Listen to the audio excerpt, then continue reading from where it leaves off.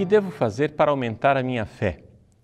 Este tema nós já tratamos num primeiro bloco a respeito da fé dos iniciantes. Agora gostaríamos de tratar da fé das pessoas que já estão mais adiantadas, que já têm mais tempo de caminhada.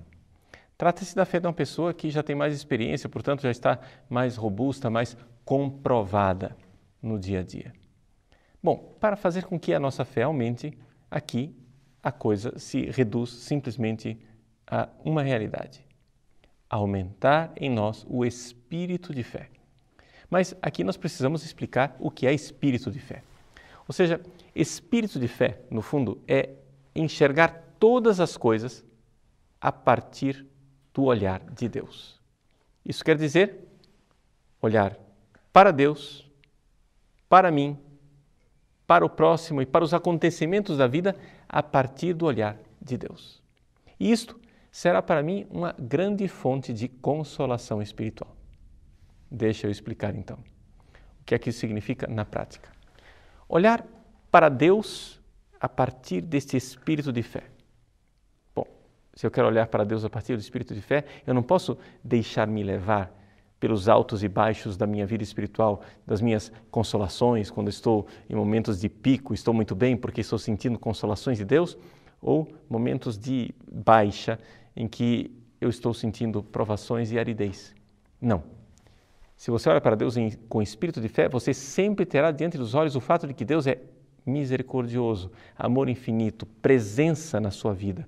E Deus está aí mesmo no meio da aridez, da tempestade e da provação.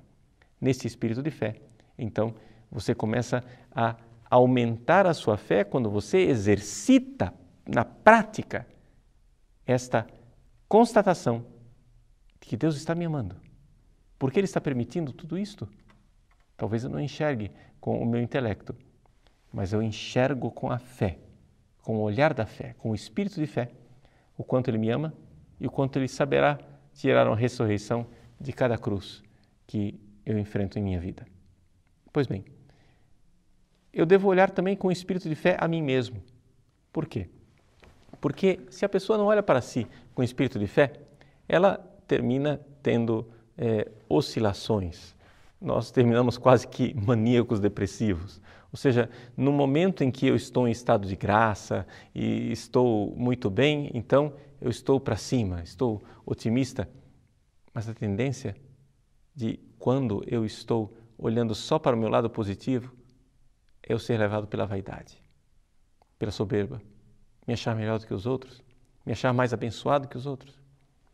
Ao mesmo tempo, quando eu estou em momentos de pecado ou de grandes defeitos espirituais e morais aparecendo dentro de mim, a tendência minha é me desprezar completamente e deprimir, de alguma forma me condenando.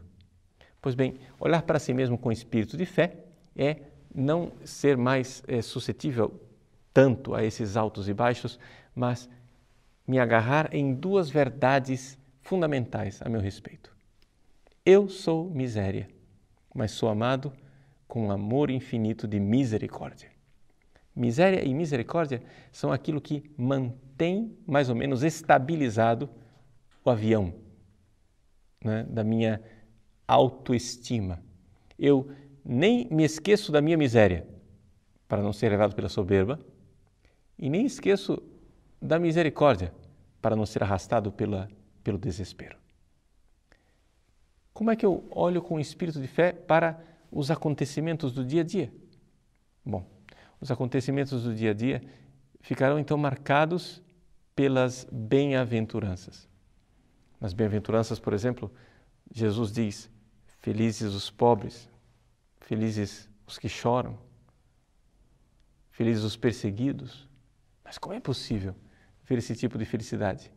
Somente se eu tiver espírito de fé. Vou dar um exemplo. Quando, por exemplo, eu estou andando numa calçada e vêm uns assaltantes, me agridem, levam a minha carteira, roubam meu celular e ainda por cima me dão uma coronhada na cabeça e eu termino lá no chão ensanguentado. Pois bem, quando eu vou à polícia para fazer o boletim de ocorrência, lá está escrito o nome da vítima. sou eu. Mas se eu tiver espírito de fé, eu verei que, na verdade, a vítima não sou eu. A vítima são aqueles assaltantes que, com os seus atos, perderam o céu e mereceram o inferno. Ou seja, eles, de alguma forma, perderam o bem maior. Eles foi que sofreram o mal imenso e irreparável. Ou seja, uma carteira, um celular e um galo na cabeça não são uma perda irreparável. A única coisa irreparável que existe verdadeiramente é o inferno.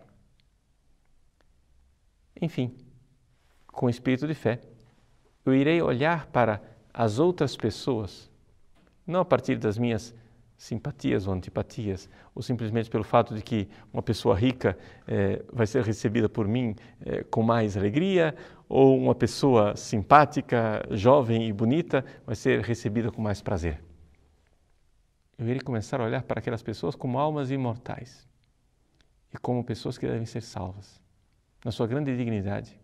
Embora elas estejam, talvez, num estado de depravação, num estado de perdição.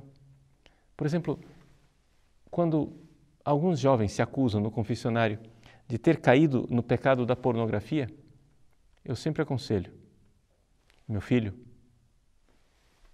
reze pela alma daquelas pessoas que você viu na pornografia, que estão sofrendo o grande perigo de serem condenadas eternamente ao inferno. Peça pela salvação delas. Peça para que elas deixem de se machucar se usando daquela forma vil. Olhe para elas com espírito de fé. Eis aí um pouco exemplificações de como é que nós podemos, já progredindo espiritualmente, olhar para a nossa vida, para tudo e todos, sub specie eternitatis, ou seja, debaixo deste olhar da eternidade, olhando para tudo com o olhar de Deus. Isso será para nós fonte de grande consolação. Por quê? Porque as coisas ficam, na verdade, invertidas, não é verdade? Na verdade, nós começamos a enxergar a realidade das coisas de outra forma. E começamos a ver que as perdas verdadeiras são aquelas perdas espirituais. As perdas materiais são absolutamente irrelevantes. São quase que uma trivialidade diante do drama imenso de não podermos um dia contemplar Deus face a face.